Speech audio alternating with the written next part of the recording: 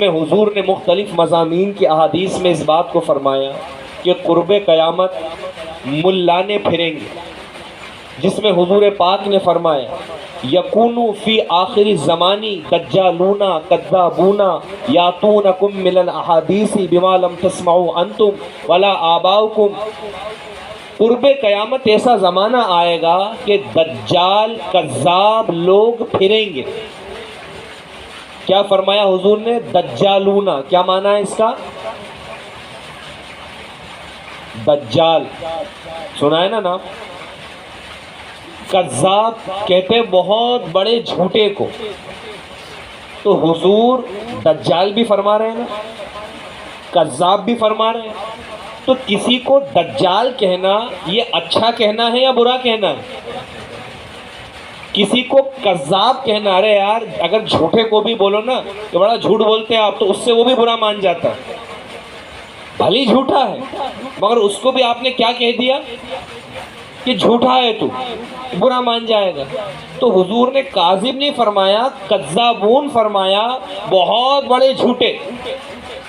دجال، تو دجال کسی کو کہنا، کذاب کسی کو کہنا، یہ اچھا کہنا ہے یا اس کو برا کہنا ہے؟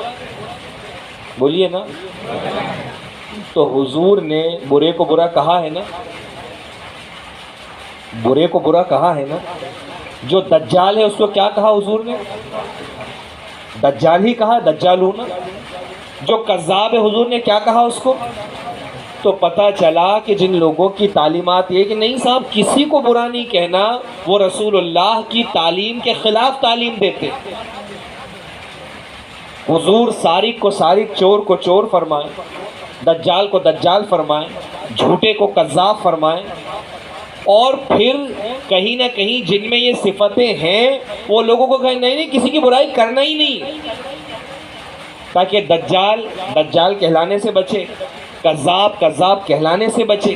تو یاد رکھیں جو یہ کہے کہ کسی کو برا نہیں کہنا ہے، سمجھ لو کہ وہی دجالونا کذابونا کے ماتحت داخل۔ اور میں نے اس پر آپ کو حضور کی حدیث پڑھی تاکہ یہ نہ ہو کہنے کو کہ پھر وہی برائی کی باتیں کر دی۔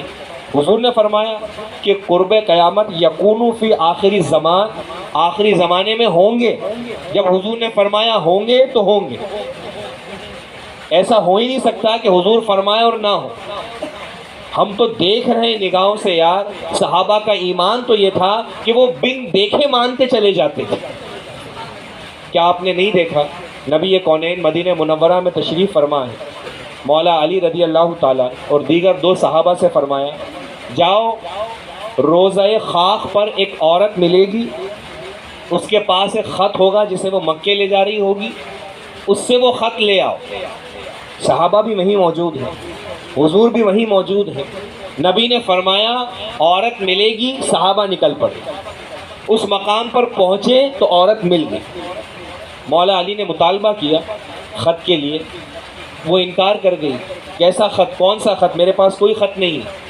اور بظاہر اس کے ہاتھوں میں یا کوئی سامان ایسا نہیں تھا کہ جسے چیک کر کے معلوم کر لیا جائے کہ خط یہ رہا۔ بظاہر خط تھا بھی نہیں اس کے پاس، ہاتھ بھی خالی تھے، خط دکھ بھی نہیں رہا تھا، عورت انکار بھی کر رہی تھی۔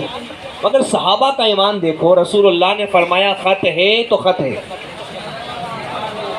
دکھتا نہیں ہے، نظر نہیں آتا ہے، عورت انکار کرتی ہے۔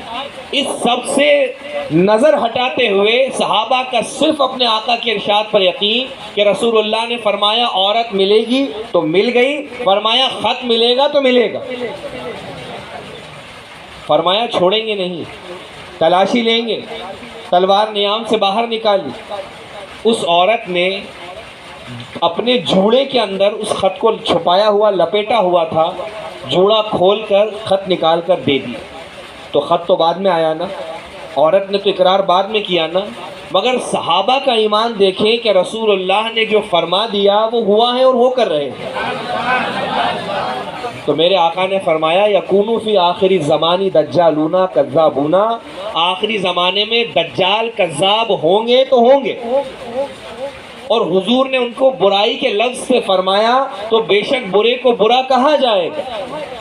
اب رہ گئی یہ بات کہ وہ دجال کون ہوں گے، وہ کذاب کون ہوں گے۔ ایک تو وہ دجال ہے جس کے بارے میں عوام نے خوب سن رکھا ہے کہ کانا دجال ہوگا، قرب قیامت آئے گا۔ یہ کون ہے؟ ایک کی بات نہیں، دجالونا کئی قسم کے، کئی طرح کے دجال ہیں۔ تو کون ہے وہ دجال؟ کیسے پتہ کریں ان دجالوں کو؟ تو ہم اہل سنت ہیں، ہمارے یہاں دین ہوم میڈ نہیں ہوتا ہے کہ گھر سے تیار کر کر کے بتا دیں، جیسے بعض لوگوں کے یہاں ہوتا ہے کہ بدعت آپ کر رہے ہو تو بدعت، خود کر رہے ہیں تو سنت، کوئی مسئلہ نہیں۔ آپ دن متعین کرو، 6 تاریخ کو چھٹی شریف، 11 تاریخ کو 11ویں شریف، تو یہ وقت کی تعین بدعت۔ وہ اگر ڈیٹ فکس کر لیں کہ 12 تاریخ کو یہ ہے، 13 تاریخ کو یہ ہے، تو سنت۔ تو یہ جو ہوم میڈ ہے یہ اہل سنت کے یہاں نہیں ہے، جو رسول اللہ کا دین ہے وہی بیان ہوتا ہے۔ تو آپ غور کریں، میرے آقا نے فرمایا دجال کذاب ہوں گے، تو ہم اب بیٹھ کے نہیں نکالیں گے کہ کون ہے کیا ہے، ہم اللہ کے رسول صلی اللہ علیہ وسلم کے فرمان کو امت مسلمہ کے طریقے سے سمجھیں گے۔ تو احادیث کریمہ کی تشریح کرنے والے شارحین میں بلکہ ایک عظیم محدث پوری دنیا ہند جنہیں شیخ عبدالحق محدث دہلوی بخاری کے نام سے یاد کرتی، اور وہی بدعت کو بدعت کی رٹ لگانے والے، وہ بھی کہیں نہ کہیں ان کا پاس و لحاظ کرتے ہیں، نام لیتے ہیں۔ شیخ عبدالحق محدث دہلوی رحمۃ اللہ علیہ نے اس حدیث پاک کی تشریح بیان کی۔ مختصر میں یوں سمجھیے کہ دجال کون ہوں گے، کذاب کون ہوں گے، تو ایسا نہیں ہے کہ کاڑے کاڑے نکلیں گے تو پتہ چل جائے گا کہ یہ دجال، یا کذاب پیشانی پر لکھا ہوگا تو پتہ چل جائے گا۔ علامت کیا بتائی؟ فرمایا علماء صلحاء کے لباسوں میں ہوں گے۔ یہ میں اس لیے دھیمے دھیمے اور وضاحت کر کر کے عرض کر رہا ہوں کہ اب تک بھی نہ معلوم کتنے ہمارے دینی ایمانی بھائیوں کو یہ شبہے پلے ہوئے ہیں کہ بھائی اب کیا اتنی بڑی بڑی داڑھیاں رکھ کر، عمامے پہن کر، سنت رسول سجا کر، قال اللہ قال الرسول کہہ کر کیا بندہ غلط بات بتا سکتا ہے؟ کیا غلط دین سکھا سکتا ہے؟ طرح طرح کے شبہے اور وسوسوں میں شیطان نے آج تک مبتلا کیا ہوا۔ تو آپ ہماری مت سنو کون بیان کرتا ہے، مگر جس نبی کا کلمہ پڑھتے ہو اس کے ارشاد کو تو سنو، جو اولیاء اللہ حضور کے ارشادات کے خلاصے اور وضاحت پیش کرتے ہیں ان کی تو سنو۔ تو جھوٹوں کو جھوٹا کہنا، کذابوں کو کذاب کہنا، دجالوں کو دجال کہنا، یہ کسی مولوی کا قول نہیں ہے، برے کی برائی رسول اللہ نے بیان کی۔ تو اپنے دل دماغ سے یہ بات نکال کر پھینک دیں وہ لوگ جنہیں یہ بتایا گیا کہ کسی کو برا نہیں کہنا۔ دوسری بات کہ ان کی شناخت کیا ہے، پہچان کیا ہے۔ تو یہ جن لوگوں کو شبہ گزرتا ہے بار بار کہ کیا اصلاح کرنے والوں کے لباس میں بھی لٹیرے ہو سکتے ہیں، کیا دین بتانے والوں کے لحاظ میں بھی، لباس میں بھی دین کے لوٹنے والے ہو سکتے ہیں، تو ہاں انہی احادیث کریمہ کے تشریحات میں شیخ محقق جیسے محدثین نے فرمایا کہ لباس میں علماء صلحاء کے لباس پہنے ہوں گے، قال اللہ قال رسول کرتے ہوں گے، رسول اللہ نے یہ فرمایا، اللہ نے یہ فرمایا، اسی طرح کے معاملات ہوں گے۔ اور ہو کون حقیقت میں؟ دجال ہیں، کذاب ہیں۔ علامت کیا ہے؟ پہچان کیا ہے؟ شناخت کیا ہے؟ لباس جو حقیقت میں علماء ہیں ان کا بھی وہی، اور جو ڈپلیکیٹ ہے انہوں نے بھی وہی پہن لیا۔ جو حقیقت میں دیندار ہیں ان کا بھی وہی، اور جو دکھاوے کے دیندار بنتے ہیں ان کا بھی وہی۔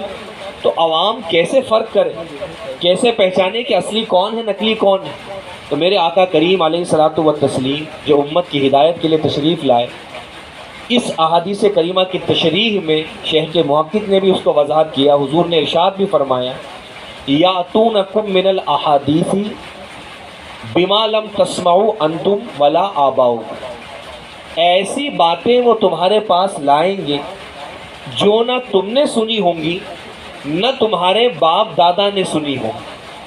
تو یہ ایک بڑی واضح ان کی علامت اور نشانی جو ان کی حقیقت کو آشکارا کرتی۔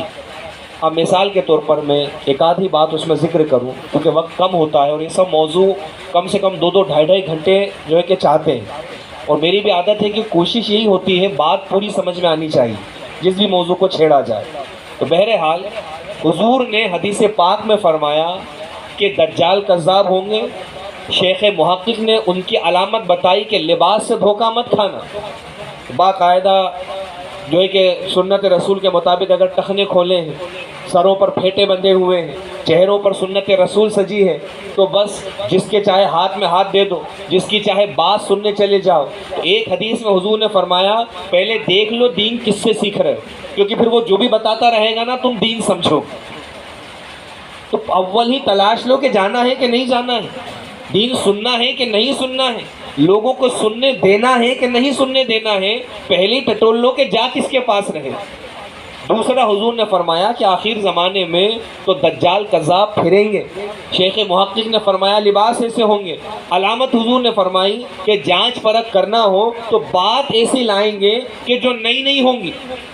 تو ایک تو یہی کیا کم نئی بات ہے کہ وہی زمانے رسالت میں جو چائے موجود نہیں تھی اس کی چسکیاں لیتے رہیں اور کوئی بدعت نہیں، اور جہاں تم نے شب برات پر حلوہ بنایا تو وہی کیڑے بدعت پھر نمودار۔ عجیب عجیب طرح کی باتیں کہیں سے کہیں تک سمجھ میں آنے والی نہیں۔ انہی باتوں میں دینی بات میں بھی ان کا دخل ہے۔ قرآن کریم فرقان مجید جس کے ایک ایک حرف پر ایمان رکھنا ضروری ہے۔ اللہ ارشاد فرماتا ہے وَلَٰكِن رسول اللہ وخاتم النبیین، محمد صلی اللہ علیہ وسلم اللہ کے رسول ہیں اور آخری نبی۔ قرآن نے بتا دی۔ میرے آقا کریم علیہ الصلوۃ والتسلیم خود ارشاد فرماتے ہیں انا خاتم النبی لا نبی بعدی، میں آخری نبی ہوں، میرے بعد کوئی نبی نہیں۔ حضور نے بھی فرما دی۔ کتنی میں گواہیاں پیش کروں، صحابہ کی، انسانوں کی، جانوروں کی بھی حضور کی ختم نبوت پر گواہیاں موجود ہیں۔ ایک مثال دے کر حضور نے فرمایا کہ ایک دیوار بنی ہو اینٹوں سے جڑی ہوئی، اور اس دیوار میں ایک اینٹ کی جگہ خالی۔ کتنی اینٹ کی؟ ایک اینٹ کی۔ تو گویا وہ جو دیوار جڑی ہوئی ہے وہ مثال دے کر انبیاء کی فرمائی، اور فرمایا نبوت کی وہ آخری اینٹ میں ہوں۔ تو جب آخری اینٹ بھی لگ گئی تو اس کے بعد کچھ بچا، اور اس کے بعد کوئی آ جائے تو پھر وہ اینٹ آخری رہی۔ مگر عجب تماشے یہ ہیں کہ انہی لوگوں کے یہاں یہ کہا جاتا ہے کہ معاذ اللہ حضور کے زمانے میں بھی نبی آ سکتا ہے، بلکہ حد یہ کہ حضور کے بعد بھی نبی آ سکتا ہے۔ اب لوگ وہی ہے کہ گیلا جوتا منہ پہ رکھ دیتے تو اپنے آپ کا بچاؤ بھی کرنا ہے، تو پھر ایک تماشے کی بات یہ کہہ دی گئی کہ پھر بھی حضور کے آخری نبی ہونے میں کوئی فرق نہیں پڑے۔ تو یہ تو وہ عجیب بات ہے کہ نہ کبھی باپ دادا نے سنی، نہ کبھی ہم نے سنی۔ حضور فرماتے ہیں کہ ان دجالوں کذابوں کی پہچان ہی یہ ہے کہ وہ ایسی باتیں لائیں گے کہ نہ تم نے سنی نہ تمہارے باپ دادا نے سنی۔ دوسری بات جو مثال میں نے پیش کی کہ مولا علی دیکھ نہیں رہے ہیں عورت کو، خط بھی نہیں دیکھ رہے ہیں، صرف رسول اللہ کی اس غیبی خبر کو سنا اور ایمان لے آئے، امن نہ صدق۔ اور وہیں پر ہم ان لوگوں کے یہاں کے پیشواؤں کو دیکھتے ہیں کہ یہ اعتقاد رکھنا کہ فلاں بات کی حضور کو خبر ہو گئی شرک ہے معاذ اللہ، یہ عقیدہ رکھنا کہ حضور غیب جانتے ہیں شرک ہے معاذ اللہ۔ تو صحابہ سے لے کر اب تک امت تو یہی جانتی ہے کہ اللہ جل شانہ نے اپنے نبی کو غیب عطا فرمایا،